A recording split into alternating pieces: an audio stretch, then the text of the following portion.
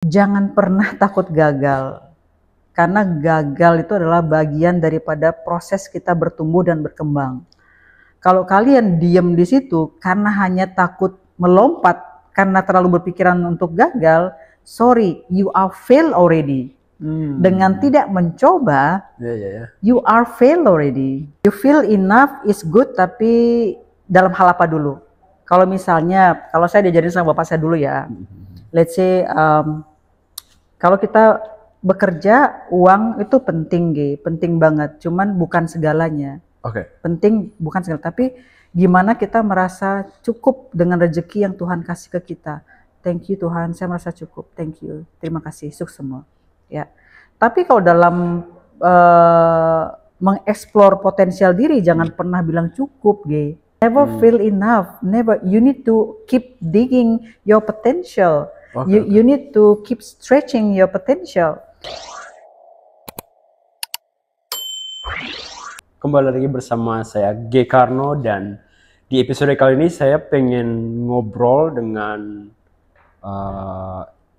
seorang yang menurut saya baik sekali untuk saya sharing, untuk saya berbagi, bahkan untuk saya menanyakan insight-insight yang pastinya penting buat saya pribadi dan buat teman-teman semua. Dan ya, kita ngobrol lagi dengan Kakak Mayo. Thank you so much loh Kakak. My pleasure, Kak G. It's so good to see you again. Yep. Ini yang kedua kalinya saya diundang oleh Kak G. Yep. Kali ini topiknya agak beda ya. Agak beda, tapi sebenarnya kita sangat thankful Kakak sudah menyempatkan waktu, menyediakan tempat juga buat kita di Sudamala. Sama-sama. Anything for you, and especially untuk ACKE Manggarai, saya very happy, very supportive. Thank you so much. Saya so far ya, ada banyak hal yang pengen saya bahas di podcast. Ada beberapa yang sudah saya bahas, ada waktunya, ada orangnya, tapi ada beberapa hal yang pengen saya bahas, tapi masih kayak cari dengan siapa sih saya harus bahas beberapa hal ini ya. Tapi saya coba pilih satu yang saya alami dan saya lihat beberapa teman-teman saya juga alami. Bahkan mereka alami tapi tidak disadari juga. Yaitu tentang comfort zone atau zona nyaman. Mungkin banyak yang belum memahami tentang zona nyaman ini, dan juga banyak belum menyadari apakah saya sedang dalam zona nyaman atau zona tidak nyaman. Kayak lagu nih, zona nyaman nih. Jadi something dangerous menurut saya. Tapi kalau dari Kakak Mayo sendiri ini, dari point of view Kakak Mayo, zona nyaman itu seperti apa? Alright, so kali ini karena topiknya zona nyaman, jadi kita related sama berani keluar dari zona nyaman. Jadi pertama-tama kita mungkin cerita dulu zona nyaman itu apa sih? Zona nyaman itu bisa di berbagai aspek, ya, dalam pekerjaan, percintaan, study, kuliah, or anything, right? So zona nyaman itu adalah sesuatu yang kita sudah lakukan rutinitas sehingga sudah pilot project. Bukan pilot project ya, secara autopilot kita sudah tahu, oh ini yang kita lakukan dengan sendirinya. Jadi belum lagi kita melakukan proses thinking, oh ini harus gimana. Nah, terutama itu adalah karena seringnya kita sudah lakukan.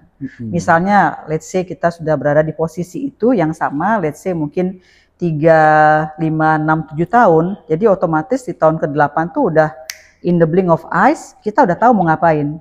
Jadi udah autopilot, dia udah kerjakan. Nah, di samping itu juga mungkin di sisi lain dalam hubungan, misalnya dalam hubungan percintaan mungkin sama satu orang yang sudah dijalin misalnya 3 atau 4, 5 tahun, oh sudah tahu nih habit-habitnya. Jadi dark side-nya sudah tahu semua, light side-nya sudah tahu semua, sehingga ya sudah nyaman dan sudah memahami itu. Jadi itu adalah buat saya merupakan satu bentuk daripada comfort zone atau zona nyaman. Sesuatu yang kita sudah bisa dibilang, orang bilang katam lah. Sesuatu yang katam. Nah, itu artinya kita sudah berada di zona nyaman. Seperti itu sih, in a glance. Oke, tapi kalau saya lihat atau saya coba ada dua hal juga kayak zona nyaman dan juga zona stagnan.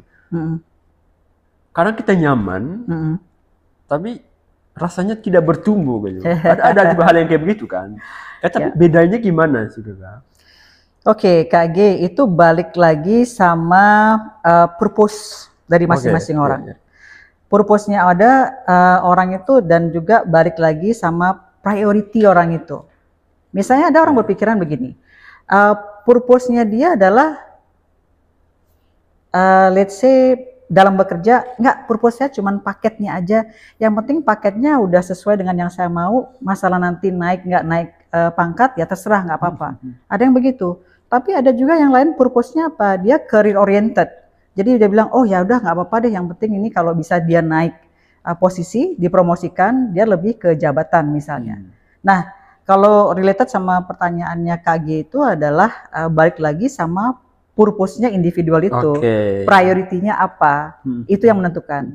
Apakah dia their own career, atau their self, atau their family. So, it's back again to their purpose. Kalau stagnan itu balik lagi ya, kalau dia merasa stuck, itu lebih ke gini, dia berada di kondisi di mana dia sudah stuck di situ, kayak ada beberapa keputusan yang membuat dia nggak bisa kemana-mana lagi, mau nggak mau, dia stuck di zona nyaman itu. Oke. Itu kalau yang dia tanyakan tadi, dua hal itu. Tapi kalau yang seperti yang Kakak jelaskan tadi bahwa memang kadang zona nyaman juga based on ya masing-masing orang purpose-nya gimana. Tapi kenapa kita harus berani atau harus decide untuk keluar dari zona nyaman gitu ya? Kalau dari point of view Kakak sendiri nih, zona nyaman itu berarti bukan sesuatu yang always good. What do you think? Okay. And then why we should try to get out of that zone? Okay, so you asking me why you brave enough to get out from the comfort zone, right? So jadi kalau dibilang kenapa, apa yang membuat kita berani keluar dari comfort zone? Alright, saya mungkin balikin ke sampel saya sendiri aja ya. Okay. Jadi gini, saya waktu itu, kalau sekarang saya ini kan sudah keluar sekali dari zona nyaman. Jadi kalau balik lagi dengan posisi saya sekarang yang resort manager, jadi dulu saya sudah sampai 16 tahun itu bergelut di dunia human resources. Human resources is the back of house. Operation, resort manager is the front of the house. It's totally something different, right? So saya jump dari belakang ke depan. Waktu itu sebenarnya saya nggak sadar apa yang saya miliki dan apa yang bisa saya lakukan. Nah, di tahun 2012, ya long time ago. Lama banget. Jadi, I was still in like second grade of elementary school. Elementary school. You are feeling my age, but it's okay. It's okay. Jadi tahun 2012 itu KG, saya punya GM. Jadi beliau tuh orang Jerman, right? Beliau jadi GM saya sebagai Director of Human Resources tahun 2012. Itu beliau itu orang pertama yang challenge saya. Dia bilang gini, Mayo, I've seen you doing a good job in what you doing right now as a Director of Human Resources. Cuman karena dia melihat saya orangnya yang nggak terlalu suka di office, jadi saya mesti harus keluar. Padahal saya kerjaan saya di HR kan lebih banyak ke people, jadi staff, and then kemudian paperwork karena human resources, right? So and then saya dilihat juga mau keluar, and then mau yang lebih kadang dilihat saya minggal sama tamu gitu kan. Dia tanya sama saya gini, don't you wanna try? Don't you wanna try to get out from your comfort zone? Saya waktu itu nggak ngeh kan yang dia maksudkan seperti itu. Karena saya sendiri nggak sadar kalau ternyata saya punya potensi itu. Until somebody else saw me, then he started to sedikit membuka mata saya akan diri saya sendiri gitu kan. So waktu itu saya dengan gamblangnya bilang, no, I'm happy where I am gitu kan. So dia gini, alright, nah udah Entarnya lagi 6 bulannya lagi tuh saya di challenge tuh sama dia. Kamu mau ngerjain ini nggak? I want to give you a project. Would you like to handle it? Jadi waktu itu adalah tapi tidak berhubungan sama human resources. Itu adalah di luar daripada human resources. Saya bilang, why? Why would you do this? I mean, why would you offer me this? Because ada orang operation di situ, right? No, I wanted to see you, and then I wanted to see you further. Dia bilang gitu. Wah, ini orang. Oke, waktu itu saya merasa kayak ini apa sih gitu kan? Waktu itu kan masih nggak kepikiran, karena nggak kepikiran sama sekali toh. And then kemudian saya kerjakan, and then ternyata resultnya bagus. It turned out satisfying, right? Dia nanya lagi nih, kamu mau nggak di operation? No, I told you no. Dan tahu nggak, at the end of the day, ngomong lagi tuh dia tuh, kamu coward, dia bilang itu. Oke. Sorry? Iya, saya dibilang coward, saya dibilang pengecut. Iya. Tapi kakak, you said no that based on your fear of something or? I did not think about it. Oke. Saya nggak kepikiran sama sekali untuk bisa jump ke operation karena satu saya suka di posisi saya itu dan saya merasa saya nyaman.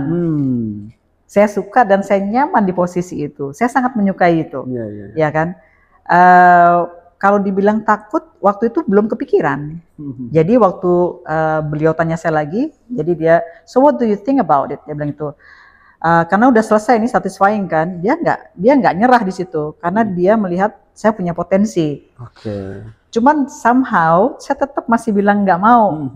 Di tahun 2013 tuh dia nanya lagi tuh sama saya, what do you think? Wah, saya dibilang coward, saya dibilang jagoan kandang, ya kan, saya dibilang apa ya, kayak istilahnya tidak berani men-challenge diri sendiri. Jadi sebenarnya kata-kata itu cukup what gitu loh, kayak yang what gitu kan. Tapi ya sudah, saya bilang I apologize at the moment. I will stay in my current lane, so I will stick with the human resources, which is I'm so passionate about, which is I'm so proud about, and then I'm comfort in this position. Saya bilang itu, you are in the comfort zone. Nah, biasa kalau orang Jerman kan gitu ngomongnya, tapi niatnya dia baik. Nah, udah gitu, saya tetap nggak mau dong. Nah, kemudian saya ditransfer lagi nih ke Lombok. Nah, waktu itu saya international brand, masih international brand kan. Kebetulan sekarang ini GM-nya Prancis, ya kan. Udah, saya kerja lagi nih sebagai HR, baru juga bekerja sekitar 6 bulan kan. Dia ngomong yang sama. I see your potential in operation. Would you like to give a shot? Artinya shot itu artinya try. Kamu mau cobain nggak? Saya langsung yang, oh my god, Saya langsung bilang, saya kontak lagi nih si GM yang sebelumnya itu. Tapi beliau sudah pindah ke Berlin kan. Saya reach out melalui WhatsApp, hey, saya ada tawaran seperti ini dan GM saya sekarang yang Prancis ini menanyakan hal yang sama seperti yang kamu. Terus dia bilang, I knew it, I told you, you should give a try. Dia bilang gitu kan. Oke, jadi tahu nggak G? Jadi apa yang saya lakukan? Saya bilang yes, however, saya mau dicoba dulu. Saya nggak mau langsung move ke operation, tetapi saya pengennya itu adalah dia coba saya dulu, gitu loh. So akhirnya mau nih, namanya acting atau trial gitu kan. Jadi selama 3 bulan, kemudian dilihat saya berhasil, Jadi saya acting dulu di operation. Jadi dari Director of Human Resources menjadi ke Director of Operations. And you left the... Yes. I stepped out from my comfort zone. I stepped out from my comfort zone. And then what you feel like? Waduh, Oke, kala itu almost bukan saya nggak bilang nangis ya, painful banget. 6 bulan tuh painful sekali. Kalau bisa dibilang nangis darah ya. Karena apa? Something new for you, right? Something totally new, and then waktu itu Kita mulai dari nol lagi, G. Oke. Kita mulai in different company ya. Different company. Tapi masih di hotel itu. Oh, masih di hotel itu. Cuman dari Director of Human Resources menjadi ke Director of Operations. Masih di company yang sama, international brand. Cuman acting dulu. Sebelum permanently saya minta tolong karena saya nggak, I don't want to lose my posisi yang saya sudah nyaman dong. Saya nggak mau nanti ketika itu sudah permanently gone, kemudian ketika saya pengen balik, lah ini udah diisi orang kan susah dong, bener nggak? Saya cuma minta tolong satu, saya mau, tetapi jangan dulu diisi posisi saya itu. Jadi trial dulu saya selama 6 bulan. Nanti kalau dirasa saya sudah lolos, saya saya fit with the position, and then I can permanently to be promoted to be Director of Operation. Nah, sudah gitu 6 bulan ternyata saya lolos dan ternyata saya well accepted dan ya sudah finally confirm sebagai Director of Operation. And then ya sudah Human Resources saya tinggalkan and then saya cupluk mulai dari nol lagi. Mulai dari nol bener-bener wow. Kalau saya ingat-ingat lagi zaman itu amazing loh. Saya bisa melewati itu. Saya langsung bilang gini, good job, thank you. Setelahnya kan banyak tawaran-tawaran lagi, terus maksudnya naik ke posisi yang lebih tinggi lagi, dan ya sekarang being as a general manager. Sekarang ini saya masih resort manager. Oh, resort manager. Resort manager. Sebenarnya saya pengen tanya juga kayak sebelum masuk ke industri, kayaknya bakal panjang sih ya kalau kita ngebahas tentang perjalanannya. Sampai masuk ke industri hotel gitu. Tapi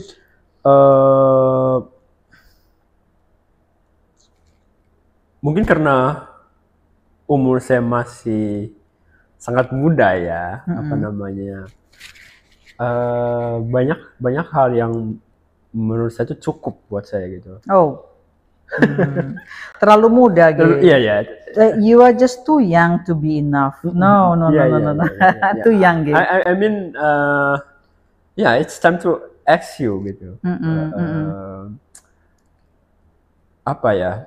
Ya untuk menghilangkan rasa self satisfied gitu. Itu. Dan juga kalau dari kakak sendiri nih, pelajaran yang kakak ambil dari pengalamannya itu yang pengen di-share kepada anak muda untuk kayak nggak usah takut, nggak usah ragu untuk challenge the new things gitu. Wow. Setiap saya dimintain jadi guest lecturer, jadi baik saya di Bali maupun di Lombok ataupun di sini di Labuan Bajo, pernah saya di sini juga, pernah di Ruteng juga, jadi diminta sebagai guest lecturer kan. Selalu saya sisipkan di situ, adik-adik, jangan pernah takut gagal. Karena gagal itu adalah bagian daripada proses kita bertumbuh dan berkembang. Kalau kalian diam di situ karena hanya takut melompat, karena terlalu berpikiran untuk gagal, sorry, you are fail already. Dengan tidak mencoba, you are fail already. Karena balik lagi kita tuh nggak pernah tahu sebenarnya potensi kita nih sebenarnya bisa jauh lebih besar dari apa yang kita lakukan sekarang. Kalau saya bersyukur dulu ada orang yang menotify GM saya. Ya, jadi GM saya yang Jerman itu pertama kali tahun 2012 dia yang menotify saya bahwa saya potentially untuk di operation. Waktu itu saya denial, saya nggak mau. Nah sampai saya menemukan GM saya yang kedua yang Perancis ini. Masih di international brand juga, saya mulai mikir tuh di situ, ya karena dulu di tahun 2009 juga sama, saya punya GM Jerman juga, cuman dia nggak sebegitunya nanyain, cuman sekilas saja, kamu suka operation ya, cuman sekilas gitu doang. Nah GM Jerman saya yang kedua itulah yang benar-benar sampai lumayan nggak nyerah ngebawa saya ke operation.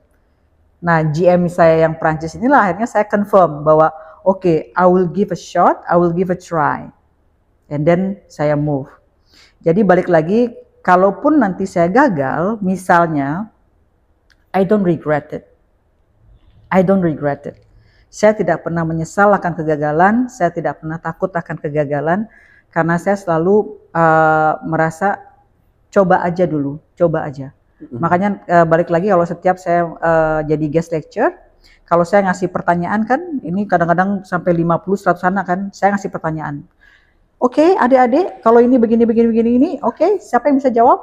Wow, di awalnya nggak ada yang angkat tangan nih, dia langsung yang siapa ya yang lebih dulu? Iya, padahal dari mereka tuh ada yang udah begini tangannya. Kita notice dong. Ya, akhirnya begitu saya bilang sama mereka, saya akan jauh appreciate adik-adik atau individual yang berani menjawab walaupun salah, minimal dia berani dulu unjuk gigi. Minimal gitu kan. Langsung naik tangannya. Saya, ibu saya. So. Nah, di situ saya selalu sisipkan, jangan pernah takut untuk gagal, karena apa? Yang paling penting nggak masalah kita jatuhnya, tapi yang terpenting adalah cepat kita naiknya. Kita jatuh 8 kali, naik 9 kali, jatuh 100 kali, naik lagi 200 kali. So, it's all about that. Buat beberapa orang ya, maksudnya mungkin takut karena memang ketika saya jatuh, resource-nya atau ya apa namanya, sumber daya untuk bangun lagi itu yang masih kayak, kalau konteksnya ke apa ya, career kita atau anak-anak muda ya mungkin itu masih, tapi kalau di ranah bisnis ini untuk jatuh dan bangun itu sesuatu yang memang apa ya, butuh banyak plan. Kalau saya sendiri nih ada kayak plan A, plan B gitu sebelum mengambil satu absolutely, yes, absolutely. Tantangan. Itu gimana cara manage-nya gitu? Saya pengen tahu juga. Oke, backup plan selalu harus ada. Iya. Backup plan itu selalu harus ada. Plan A, plan B. Bila perlu ada plan C, plan D. Tapi kalau bisa jangan terlalu banyak plan. Nanti nggak jalan. Bukan berdasarkan nekat juga ya, tapi kita based on just do it. Iya. Kalau kita terlalu banyak mikir, nggak kemana-mana, Beneran, kalau kita, misalnya nih jam, misalnya padahal itu cuman lompat tuh sedikit doang. Ini gimana ya kalau kepleset, ini kalau di ujungnya begini, ini gimana? Kebanyakan mikir, orang lain udah lompat duluan, Iya. Jadi nggak usah terlalu banyak mikir. Just go for it and then just do it, right? Jadi kembali lagi, lawan rasa takut, ya, face your fear. Jadi ya sudah hadapin nih. Semakin sama kayak gini, saya waktu kecil pernah tenggelam di kolam, 2 kali saya hanyut ke bawah ini ombak di Sanur, 2 kali loh, dan 1 kali tenggelam. Jadi saya kalau merem itu udah bisa kebayang, saya jatuh ke bawah klub itu kan. Kalau yang di kolam saya diselamatin sama satpam hotelnya itu. Saya ingat itu Bali Beach, saya masih kecil, masih SD kan. Kalau di pantai saya diselamatin oleh nelayan. Gila, itu benar. Pengalaman. Yes, and then I met a friend, I met a mentor. We need to fight the fear. Ever since that time, I'm so scared to go to the beach. I'm so scared to swim, right? But then udah mulai SMA tuh sampai saya nggak berani sama sekali ke pantai, nggak berani sama sekali berenang. Nah, begitu dikasih tahu sama adalah seseorang gitu kan, harus dilawan tuh takutnya. Akhirnya pelan-pelan saya mulai masuk sedikit ke pantai, pelan-pelan mulai masuk sedikit. Nah sekarang malah doyan banget berenang. Seneng sekali berenang sekarang. So kita conquer our fear. Jadi kita taklukkan rasa takut kita. Itu simple sih. Kalau saya lihat atau saya rasakan juga, gimana cara kita manage pikiran kita sendiri aja sih ya. Mindset. Kita bikin ini, ada risiko, kita bikin ini, ada risiko tapi ada sedikit keuntungan, gasin aja kayak gitu. Tapi seperti yang kakak lihat tadi, kayaknya kita butuh orang atau teman, or friend, or a family to notice our skill gitu ya. Tapi kalau dari kakak sendiri nih, pengen sarannya atau how powerful is your circle? Circle gitu loh. Atau gimana caranya bisa kita make sure circle kita ini oke gitu loh. Atau gimana caranya biar kita bisa cut off orang, menghilangkan rasa tidak enak gitu. Gini. Karena itu kayaknya pengaruh sih juga ya buat banget future gitu. Banget. Oke, thank you for that. Ini remind me of something ya. Zaman saya kuliah dulu, kita berteman sama cewek 5 nih. 2 dari Jakarta, 3 dari lokal kan. Nah kebetulan yang dari Jakarta tuh dia ngerokok. Ya, saya kebetulan memang nggak bisa dan nggak suka ngerokok.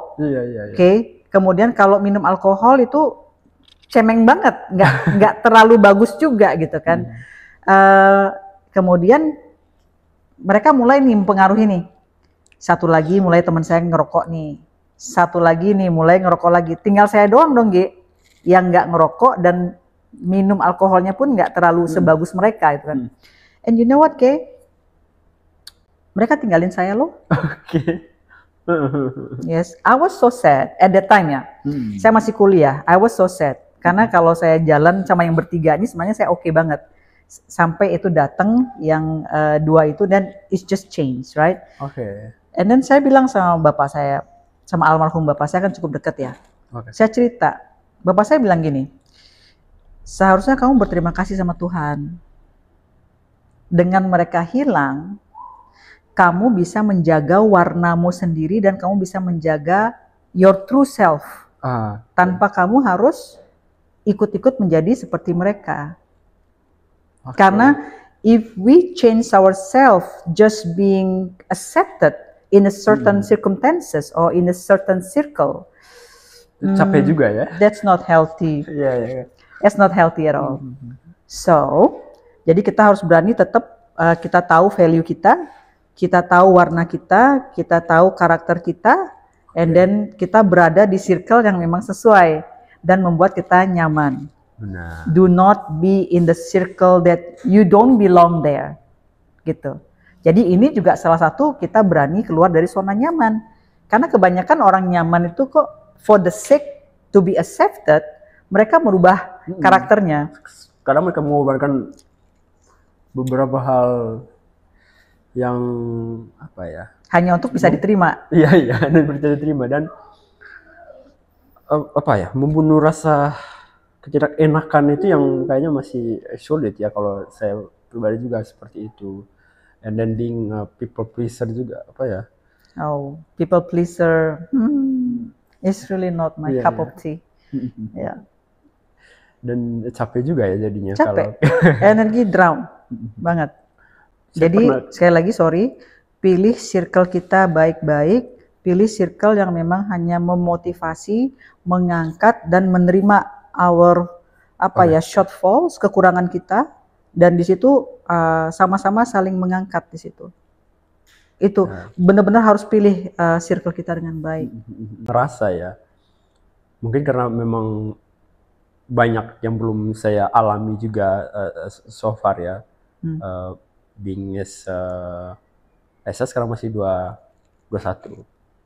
Mudah banget, oh my god. Terus yang di belakang berapa usianya? 17? Bukan. Oh 5. 18 itu dia sudah. Terus kakak? 19. 19. Mudah banget gitu. Loh. Mudah banget. Ingat ya, jangan pernah takut gagal ya. Harus berani loh ya. Step out. Iya.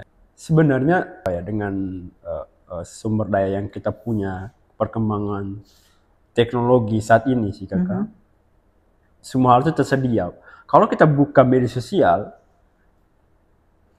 motivator, quotes itu ada semua di sana. Yes. Terus yang dari quotes yang orang-orang yang menurut kita oke lah, sampai yang memang mengeluarkan quotes hanya mengikuti quotes yang lain juga. Tapi yang masih berat itu, saya juga diskusi dengan beberapa manajer yang lain juga ya, teman-teman yang lain juga ya. Menumbuhkan rasa niat itu yang itu masih masih berat sih. Jadi saya juga alami sih.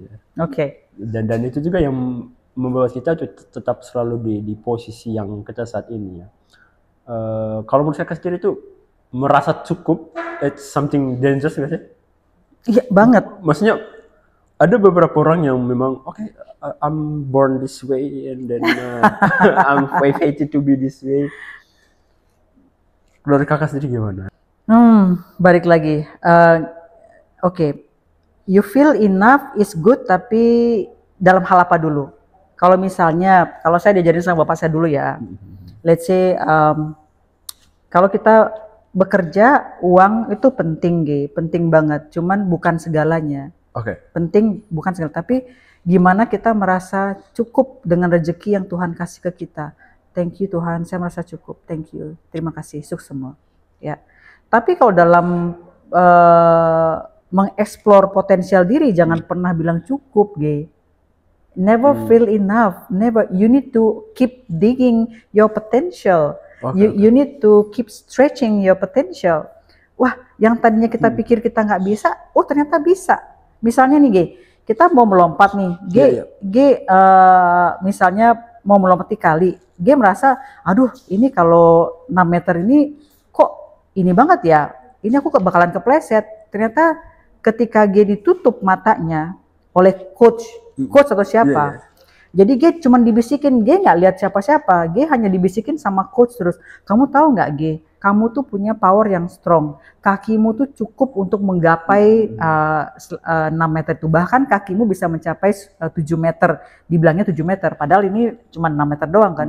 Bahkan tenagamu itu melebihi tenaga kuda misalnya. Jadi kamu terus digituin, sama si orang ini, ditutup matanya. Jadi nggak usah lihat kanan kiri. Nah, dipush lah, didorong kan dari situ sama si coach atau siapapun itu.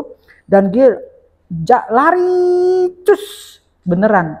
Sampai bisa lewatnya 7 meter, melebihi yang padahal lebar kalinya itu cuma 6 meter. Oke. Jadi itu yang kadang nggak tahu, bahwa kita nggak tahu bahwa kita tuh ternyata, wow, kita punya strength itu, kita punya potensi itu, kayak gitu. Jadi sometimes makanya jangan pernah merasa cukup. Oh ya udah, aku cuma segini doang. Oh ya sudah, aku udah cukup segini. Oke. Keep on digging, keep on pushing your limit, keep on polishing your diamond, which is biasanya orang tuh bilang, oh kamu tuh ada potensinya, you are just an unpolished diamond. Itu adalah diamond yang belum dibersihkan aja. Makanya tetap dibersihkan, bisa jadi membersihkannya ini dengan ilmu pengetahuan, dengan kita gagal, dengan segala macam, sehingga dia bersinar. Kinclong, glowing.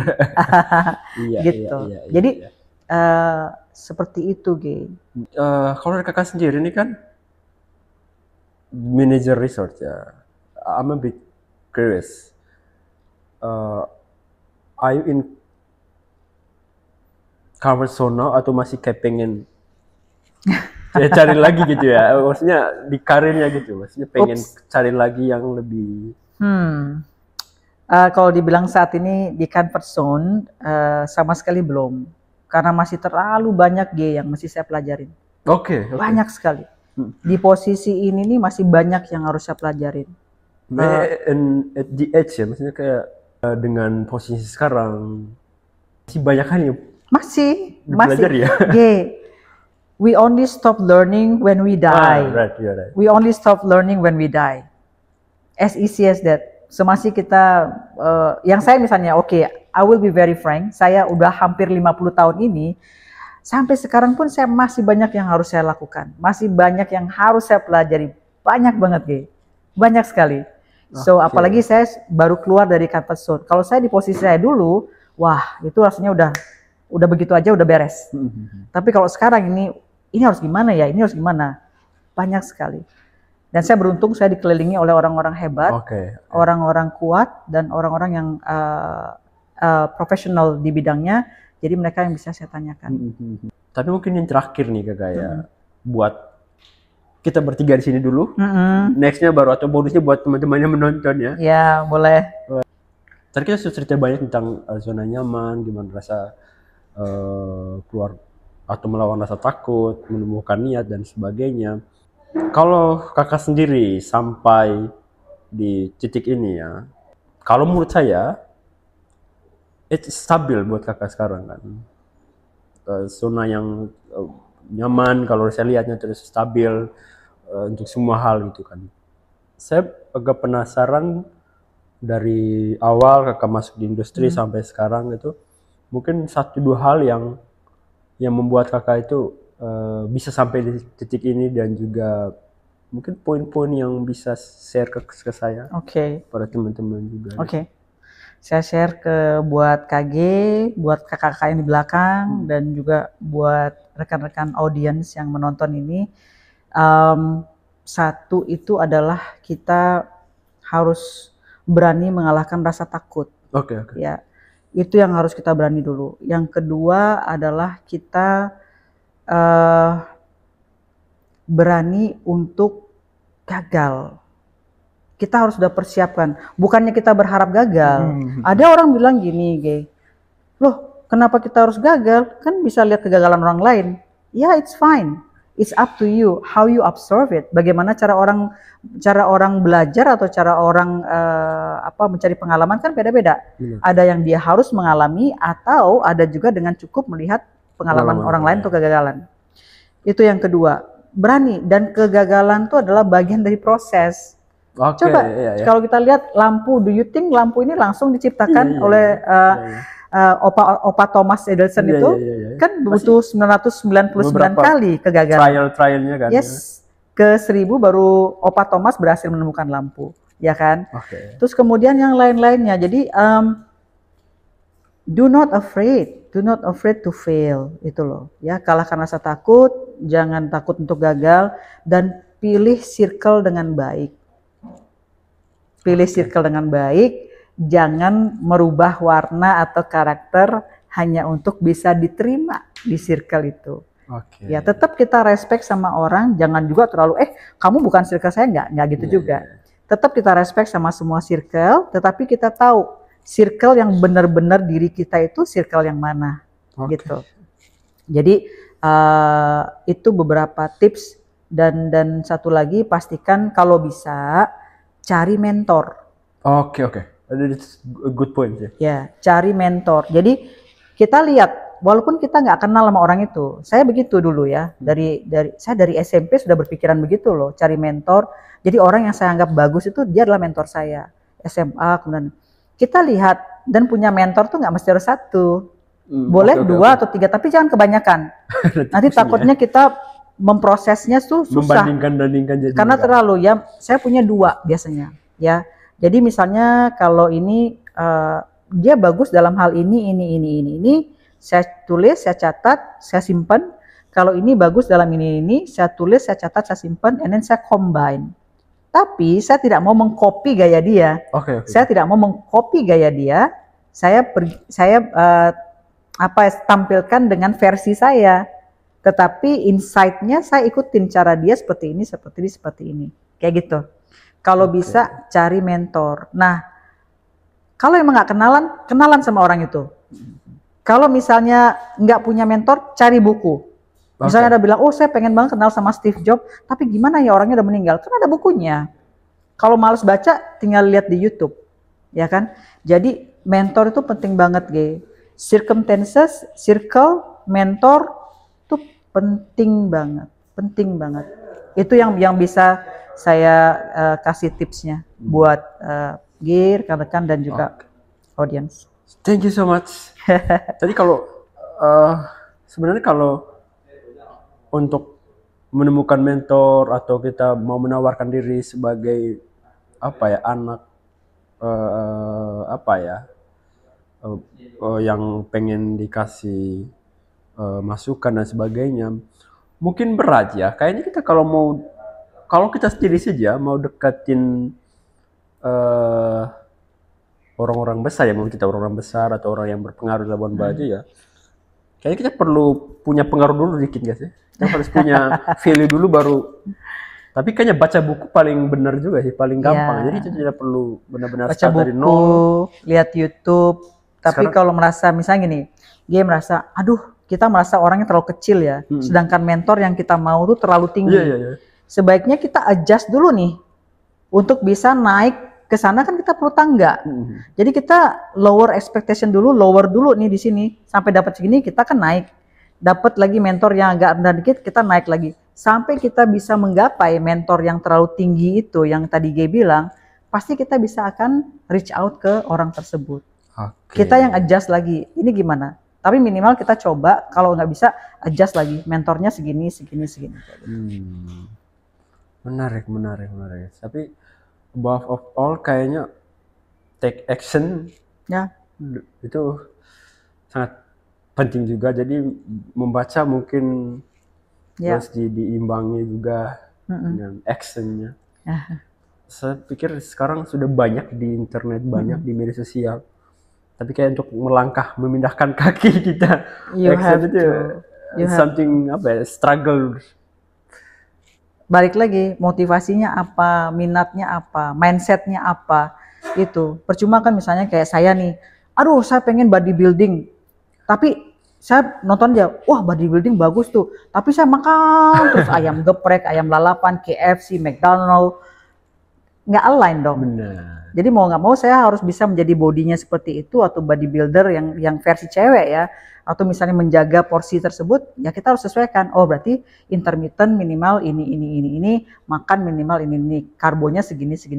Jadi kita align dengan goal kita dan action kita. Benar. Tapi kalau misalnya kita bilang, aku pengen jadi seperti dia, tapi kita diam di kamar aja, gitu kan? Jadinya delusional. Iya, dan it's not align, gitu loh. Thank you so much kakak. Yes. Sharing siang hari ini. Sama-sama. Semoga bermanfaat. Fulfill. Ya. Dan share banyak hal, dan semoga teman-teman juga bisa mengambil 1-2 hal dari episode yang sangat menurut saya ini sangat kuat sekali.